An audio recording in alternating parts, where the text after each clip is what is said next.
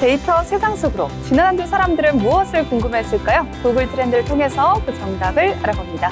지금 제 옆에는 오랜만에 본 얼굴 박의진 아나운서 나와 있어요. 안녕하세요. 네, 그리고 또 다른 핑크 공주입니다. 장선재 아나운서도 안녕하세요. 핑크로 핑크레이디 둘과 함께 오늘 방송을 진행해 보도록 하겠습니다.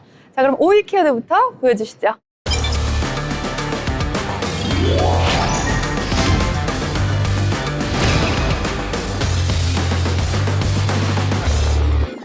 기아 대 두산입니다. 지난 주말이었죠. 잠실구장에서 열린 프로야구 3연전이 시민들의 폭발적인 관심을 끌었습니다. 네, 지난 17일 경기 입장권 2만 3천 장이 경기 시작 11분 전에 모두 매진됐습니다. 광복절 연휴와 맞물려 팬들의 열기는 폭발적이었죠.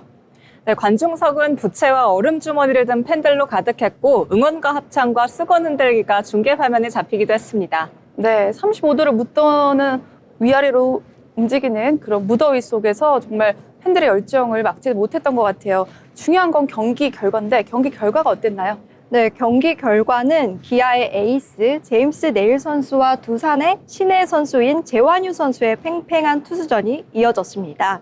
예상과 달리 재환유 선수가 5회까지 안정적인 투구를 펼치면서 팽팽한 투수전으로 이어졌습니다. 네, 기아가 1회 선취점을 뽑았지만 그러면서 앞서 나갔지만 추가점을 내지 못한 게 뼈아프다라는 이야기가 있는데요. 이후 두산이 점차 기를 살렸습니다. 승부처는 결국 8회였죠? 네, 맞습니다. 승부처는 두산이 조수행 2타점 적시타 등으로 역전에 성공하면서요. 3연전 싹쓸이에 성공했습니다. 관중석에서는 마치 결승전 같은 함성이 터져나왔습니다.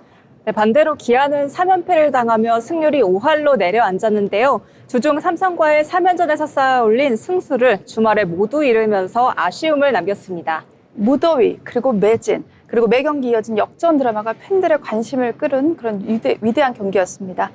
다음 4위 키워드로 넘어가 보겠습니다.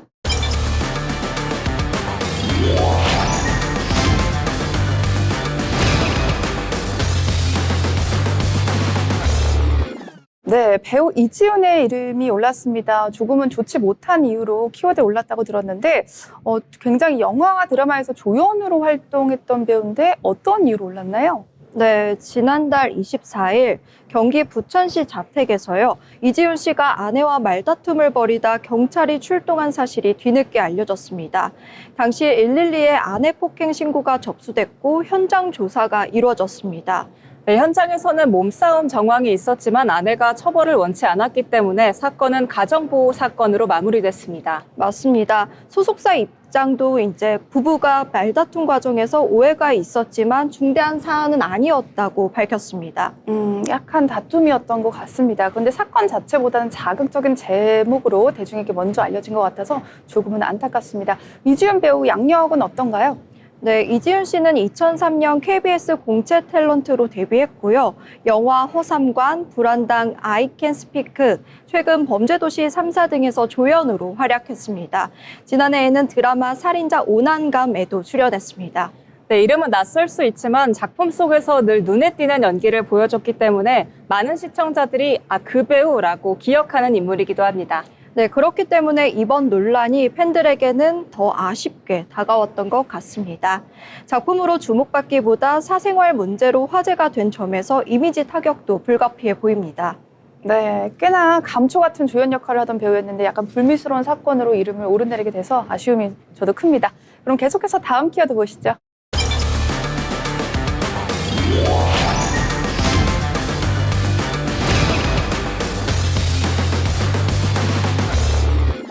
안동역입니다. 안동역이라는 제목의 트로트 가수도, 트로트 노래도 있었던 것 같은데 이번에는 조금 다른 사건입니다.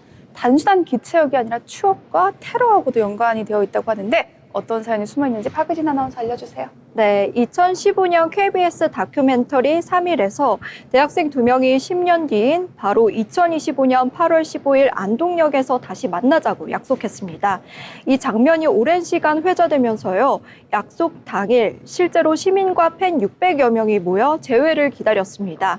네, 맞습니다. 10년 만에 현실이 된다는 사실에 시청자들뿐만 아니라 현장에 직접 가서 확인해 보려는 사람들까지 많이 모였는데요. SNS에서는 10년의 낭만이라는 말과 함께 현장 열기를 실시간으로 공유하기도 했습니다. 그런데 현장이 따뜻한 감동만 가득했던 건 아닌데요. 또 갑작스러운 변수가 있었다고요. 네, 그 변수가 문제였습니다. 이날 아침 7시 40분쯤에 안동역에 폭발물을 설치했다라는 협박글이 유튜브 생중계로 올라왔다고 합니다. 그러면서 상황이 급변했고요.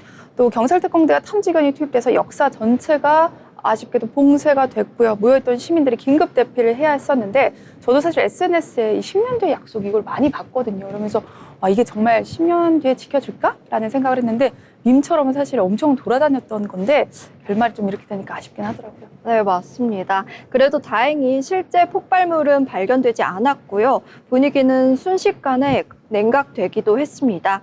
결국 현장 통제는 오전 10시가 넘어 풀렸는데 기대하던 약속의 순간을 보지 못한 시민들의 아쉬움이 컸습니다. 네, 결국 허위 신고였던 것 같은데 현장에서 범인도 바로 잡혔다고요? 네, 그렇습니다. 경찰은 같은 날 오후 서울에서 협박글을 올린 고등학생을 긴급 체포했습니다. 최근 백화점이나 공연장까지 이어지는 이런 공중 협박이 잦아지는 만큼 강력한 처벌 필요성도 커지고 있습니다.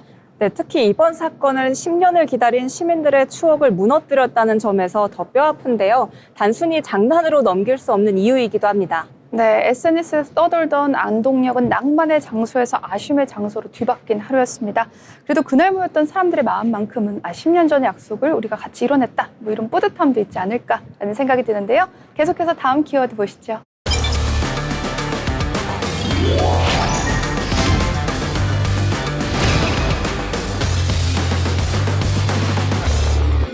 네, 2위는 PSG 대 토트넘입니다. 지난주 슈퍼컵 경기 소식이 팬들을 열광시키면서요. 20만 건 이상의 검색을 기록했는데요. 경기 하이라이트부터 전해주시죠. 네, 지난 14일 이탈리아 우디네에서 열린 2025 UEFA 슈퍼컵에서 파리 생제르맹이 토트넘을 승부차기 끝에 4대3으로 꺾고 우승컵을 들어올렸습니다. 전반에는 토트넘이 2대0으로 앞섰지만 후반 교체 투입된 이강인 선수가 극적인 만회골을 넣으면서요. 팀의 불씨를 살렸습니다. 네, 맞습니다. 손흥민 선수가 속해 있던 토트넘과 또 챔피언스리그 우승팀이죠. PSG의 맞대결이라 팬들의 관심이 더욱 집중됐습니다. PSG가 후반에 분위기를 뒤집으면서 검색량이 폭증했습니다. 승부차기에는 파리 생제르맹 첫 키커 실축으로 시작했지만 토트넘도 세 번째 키커가 실축하며 흐름이 바뀌었습니다. 이후 네 번째 키커로 나선 이강인 선수가 침착하게 골을 성공시키면서요. 팀의 우승을 확정시켰습니다. 네, 경기 후 통계 전문 매체 풋몸은요, 이강인 선수에게 7.5점을 줬습니다. 높이 활약을 평가했죠. 그리고 PSG뿐만 아니라 전 세계 축구 팬들이 이날 경기 장면을 공유하면서 뜨거운 함성을 느낄 수 있는 하루였는데요. 그야말로 이강인 선수의 드라마틱한 활약이 돋보였다. 이렇게 정리할 수 있을 것 같습니다. 네, 맞습니다. 파리 생제르맹 입장에서는 이번 슈퍼컵 우승이 4관왕에 이어 시즌 첫 트로피라는 점에서 의미가 큽니다. 이강인 선수는 이번 골로 UEFA 슈퍼컵 한국 선수 최초 득점자가 되었고요. 공격과 수비 모두 존재감을 드러냈습니다. 네, 팬들 입장에서도 한 경기가 이렇게 집중도가 높은 경우는 굉장히 드뭅니다. 이강인 선수 골 장면과 승부차기 드라마가 PSG 대 토트넘이 단연 주목 키워드로 떠오른 이유입니다. 네, 그래서 이번 키워드 같은 경우는 약 20만 건의 굉장히 높은 수치를 기록했습니다. 계속해서 마지막 키워드 보시도록 하죠.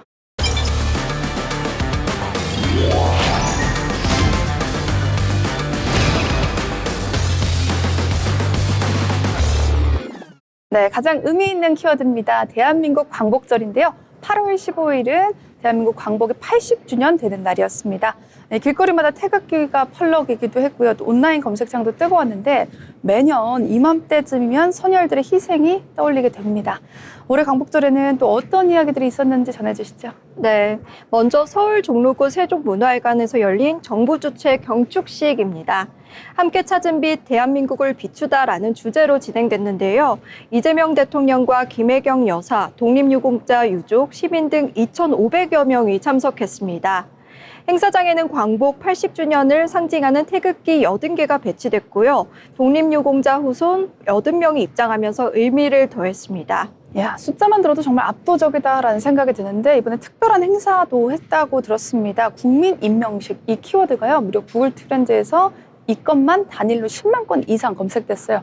어떤 키워드인가요, 장선재 아나운서? 네, 국민임명식은 대통령이 국민 대표들에게 직접 임명장을 받는 행사로 국민이 주인인 나라라는 메시지를 담고 있습니다. 이 대통령은 이날 한없이 큰 책임감을 느낀다고 밝히며 국민과 함께 나라를 만들어가겠다는 뜻을 밝히기도 했습니다. 네, 이 경축식과 국민 임명식이 동시에 같이 화제가 되다 보니까 연관어도 굉장히 다양했던 것 같습니다. 네, 게다가 경축사에서는 남북관계, 한일관계, 또 평화와 번영 등 다양한 메시지가 나왔습니다. 신뢰 회복과 대화 복원, 비핵화 문제까지 언급하며 국내외 관심을 집중시켰습니다. 네, 정치적 이슈뿐만 아니라 또 다양한 행사뿐만 아니라 시민들이 관심을 가졌던 건 광복절 특사였습니다. 조국 전 대표를 비롯해서 많은 사람들이 사면됐다면서요. 네, 맞습니다. 이번 광복절 특사로 말씀해주신 조국 전 대표 부부를 포함해서요, 윤미향, 최광욱 전 의원 등 2,188명이 광복절 특사로 사면됐고요. 감면자의 수는 어마어마합니다. 83만 4,499명에 대한 특별 감면도 시행됐습니다. 네, 맞습니다. 특히 이번 특사는 경제인, 노동계, 농민 등 국민 생활과 직접 연결된 분야까지 포함되어 일반 시민들도 관심을 갖고 지켜본 사례였습니다. 네, 정치와 국민 행사 소식이 화제였다면 다소 긴장감을 불러일으킨 소식도 있었습니다. 해외에서 들어온 협박 메일로 인해서 국내에서 안전에 대한 우려가 커졌었다면서요. 네, 맞습니다. 미국 주미 한국 대사관에서 대중교통 폭탄 테러 협박 메일이 접수됐고요. 경찰이 수사 중입니다. 광복절과 맞물려 긴장감을 더했죠. 네, 아까 3위 키워드였던 안동역도 그렇고요. 요즘에는 우리나라에서 테러 관련된 소식이 심심치 않게 들려오는 것 같아요. 뭔가 미국 같기도 하고요. 네, 이번 광복절은 정치, 안보, 그리고 문화계 이슈까지 다양한 이슈들과 행사들이 있었습니다. 국내외 유명 인사들의 관심과 참여 소식도 이어졌다고 하는데요. 네, 킴 카다시안이 SNS에 태극기 사진을 올리며 눈길을 끌었습니다. 한국 방문 중 찍은 고궁과 거리 풍경과 함께 태극기를 담아 누리꾼들의 유쾌한 반응을 불러일으키기도 했습니다. 저도 이거 보고 좀 신기했던 게 미국에 사는 슈퍼셀럽인 킴 카다시안이 왜 한국 광복절까지 알고 있지? 이런 생각도 사실 들기도 했습니다. 이렇게 보면 광복절은 정치, 사회, 문화 다양한 사건들을 아우르는 기념비적인 날이었습니다. 광복의 의미를 되새기면서 광복절을 통해서 선열들의 희생을 다시 한번 느껴볼 수 있는 날이었죠. 지금까지 데이터 세상 속으로 국내 트렌드였습니다.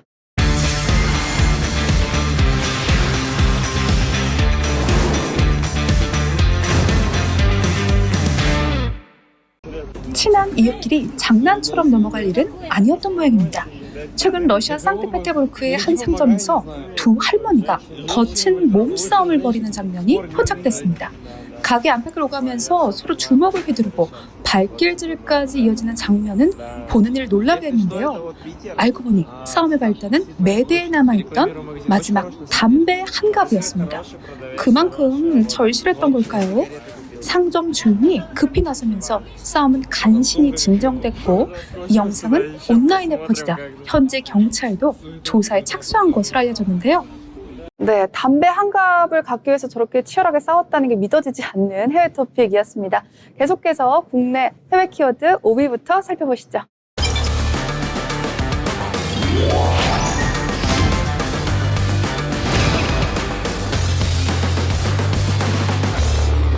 네, 제시카 레드클리프입니다. 해양 조련사로 유명한 제시카 레드클리프가 범고래에게 공격을 당해서 사망했다는 뉴스가 떠서 검색량이 급증했던 건데요. 알고 보니 이거 AI로 만든 가짜 영상이었고 다 허구였다고 합니다. 네, 영상은 조련사가 공연 중 범고래에게 물려 수중으로 끌려가 사망하는 설정을 담고 있습니다. 하지만 조련사, 장소, 그리고 배경음성 모두 AI가 만든 허구였으며 사실로 확인된 내용은 전혀 없었습니다. 네, 언론에서는 팩트체크에 나섰는데요. 실제 사고였다면 뉴스 보도, 산업재해 기록, 부고 소식 등 공식적인 자료가 나왔어야 됐는데 그 어떤 기록도 없었기 때문에 조작이라는 사실이 드러난 거죠. 네, 맞습니다. 전문가들은 이 영상이 과거 실제 사고를 떠올리게 만든 점에서 주목하고 있습니다. 2010년 시월드에서 조련사 돈 브랜쇼가 범고래에게 사망한 사건 등 실존 사례가 있었기 때문인데요. 이런 기억을 왜곡된 설정에 끼워 넣어 사실처럼 보이도록 만든 전형적인 허위 콘텐츠였다는 분석입니다. 네, 이제는요, AI 기술이 너무나 정교해졌습니다. 정말 구분이 안 될 정도인데, 감정을 자극하는 연출에 고화질 영상까지 더해지다 보니까 사실 사실과 거짓의 경계가 지금 굉장히 모호하게 되었습니다. 이번 영상에서도 그럴듯한 거짓말이 있었지만, 틱톡과 메타 측은 아직까지 해명을 내놓고 있지 않고 있죠. 네, 이처럼 영상 조작으로 존재하지 않는 인물의 사망 루머가 확산된 사례는 이번뿐만이 아닙니다. 대표적인 예로 어린이 프로그램 블루스 클루스의 진행자 스티브 번스가 있는데요. 그는 내가 죽었다는 소문에 충격받았다고 밝히기도 했습니다. 네, 이제는 땡땡 배우 사망, 충격, 이런 글들이나 이러한 유튜브가 사실 너무나 범람하고 있는 시대입니다. 가짜 뉴스에 대한 제도적인 보완이 필요해 보입니다. 계속해서 다음 키워드 보시죠.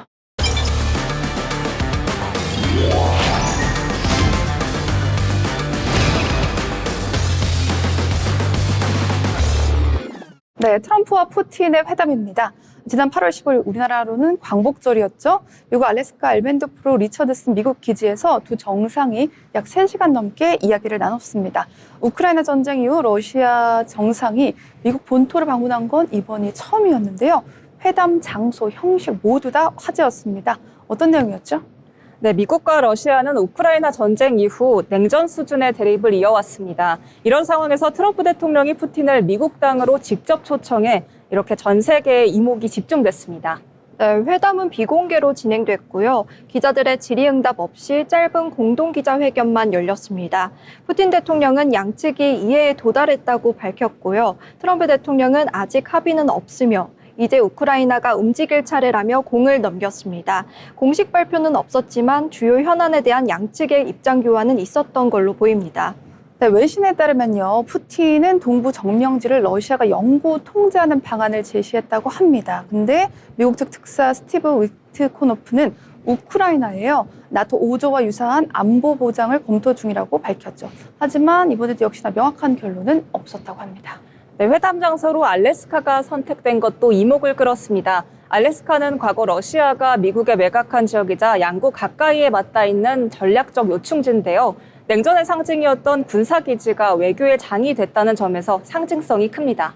네, 이번 회담은 워싱턴에서 열린 다자 회의의 어떤 전초전이다라고 보여지는 것도 많고요. 조만간 유럽 정상들과 젤렌스키 대통령이 참석한 가운데 후속 논의가 이어질 예정이라고 합니다. 우크라이나 입장이 얼마나 반영될지, 또 미국의 중재가 실제 해법이 될 수 있을지 귀추가 주목되는 키워드네요. 계속해서 다음 키워드 보시죠.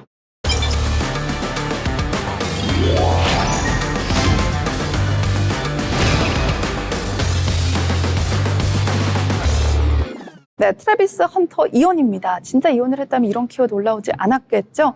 미국 프로 미식축구 NFL의 신인 스타 트래비스 헌터를 둘러싼 또 황당한 루머가 있었습니다. SNS에 트래비스 헌터의 아내가 이혼을 요구하면서 4천만 달러를 청구했다라는 글이 올라왔는데 이도 역시 루머로 밝혀졌습니다. 또 가짜 뉴스예요. 네, 헌터는 올해 NFL 드래프트 2순위로 지명된 신예 선수로 지난 5월 약혼녀 리에나리와 결혼했습니다. SNS에서는 서로에 대한 애정을 공개하며 좋은 반응을 얻어내기도 했는데요. 하지만 근거 없는 이혼설이 돌기 시작했고 본인과 아내 모두가 이에 대해 어떤 입장도 밝히지 않고 있습니다. 네, 루머는요, 아내가 이혼을 요구하며 계약금 전액을 노린다는 게시글에서 시작됐습니다. 실제 이혼 관련 서류나 보도는 전혀 없었고요. 오히려 두 사람은 최근 반려견과 함께 찍은 사진을 올리는 등 불화하는 거리가 먼 모습이었습니다. 네, SNS에 있는 루머가 사실처럼 퍼지게 되면요, 어떤 선수라도 또 어떤 연예인이라도 이미지와 계약, 나아가 시장 가치에 큰 영향을 줄 수밖에 없는 것 같아요. 유명인의 사생활이 흠칫거리가 돼서 소비되는 세상, 이제 더 이상 가짜뉴스 가볍게 여길 때는 아닌 것 같습니다. 네, 맞습니다. 전문가들은 스타에 대한 높은 관심이 잘못된 정보와 만나면 걷잡을 수 없는 파장을 일으킨다고 경고하고 있습니다. 특히 팬심이 개입된 경우 확인되지 않은 이야기가 더 쉽게 만들어지기도 하는데요. 이번 사례 역시 확인도 없이 소비된 대표적인 가짜 뉴스입니다. 네, 가짜 뉴스 이면의 숨은 출처를 알 수 없는 것들, 이런 것들도 한번 우리가 의심을 해봐야 될 것 같고요. 비판적인 시선이 그 어느 때보다 필요할 것 같습니다. 계속해서 다음 키워드 보시죠.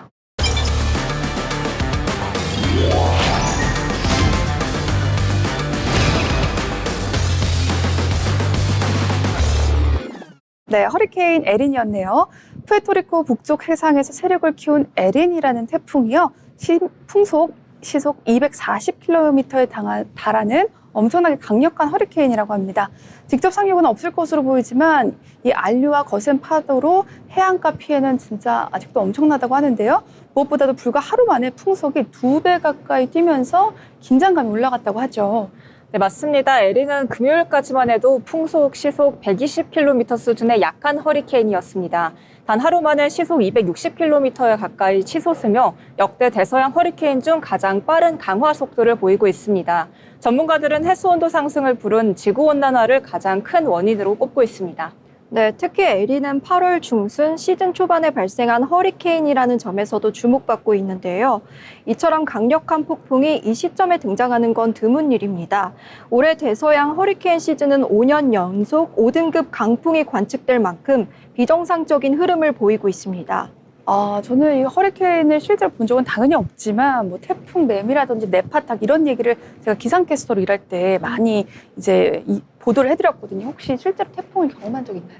저는 그 할머니 댁에 놀러 갔을 때 매미를 직접 경험한 적이 있었어요. 네. 그래서 집 앞에 그 논이랑 밭이 다 쑥대밭이 되고 그걸 직접 겪고 좀 무서워했던 경험이 있습니다. 본인은 안 다쳤어요? 네, 다행히 지붕이 그대로 있어가지고 지금 밑에 네. 피하셨구나. 네, 완전 아. 시골집이었었거든요. 그렇군요. 그래도 좀 어떻게 보면 신기한 경험을 한 것 같습니다.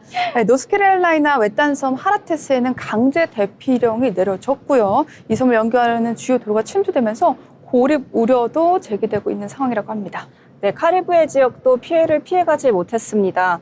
푸에르토리코에서는 강풍으로 송전선이 끊기며 무려 15만 명이 정전 피해를 겪었습니다. 또 섬 전체의 폭우와 산사태에 대비하라는 비상경보가 발령된 상황입니다. 네, 문제는 이 폭풍이 한 지역에 국한되지 않는다는 점입니다. 국립 허리케인 센터는 미국 동부 전 해안에서 생명을 위협하는 이안류가 발생할 수 있다면서요. 수영, 서핑 등 해양 활동을 자제해달라고 경고했습니다. 네, 전문가들은 이번 허리케인을 계기로요. 9월이죠. 9월 피크 시즌을 앞두고 본격적인 허리케인 시즌이 시작됐다라고 평가하고 있습니다.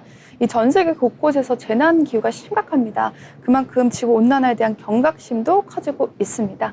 마지막 키워드 보시죠.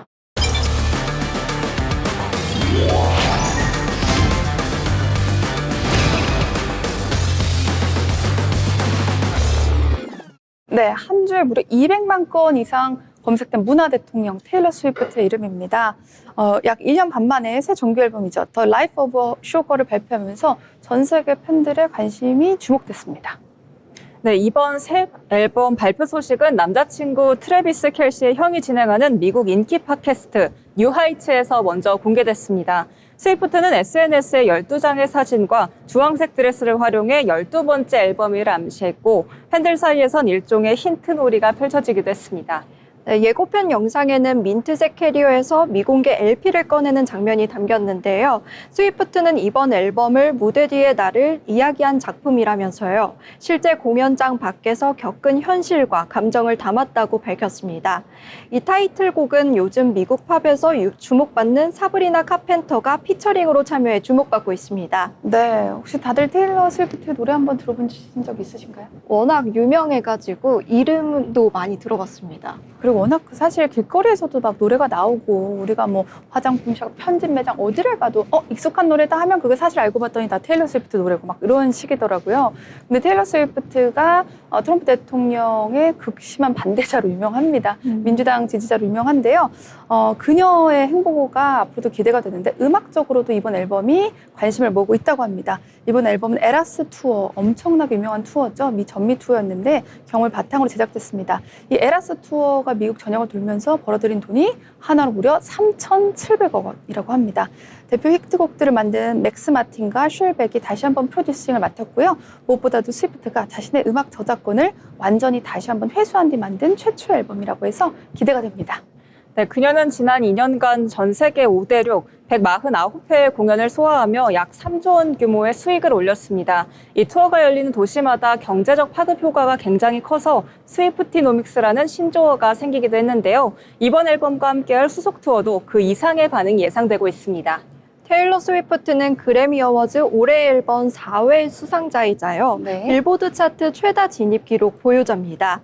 빌보드는 그녀를 여성 아티스트의 표현 방식을 새롭게 정의한 인물이라며 단순한 섹시함이 아닌 감성과 공감으로 시대를 움직이는 아티스트로 평가했습니다. 네, 이제 테일러 스위프트라는 이름은요, 단순히 가수가 아닙니다. 그 이상의 함의를 갖고 있는 것 같은데요. 경제 생태계 그리고 브랜드, 디지털 환경에까지 영향을 미치는 인물이 됐죠. 오늘 우리는 데이터를 통해서 트렌드의 본질을 한 번 더 읽어봤습니다. 데이터 세상 속으로 다음 주에도 숫자의 흐름으로 문화와 경제 읽어보는 시간 알아보도록 하겠습니다. 고맙습니다.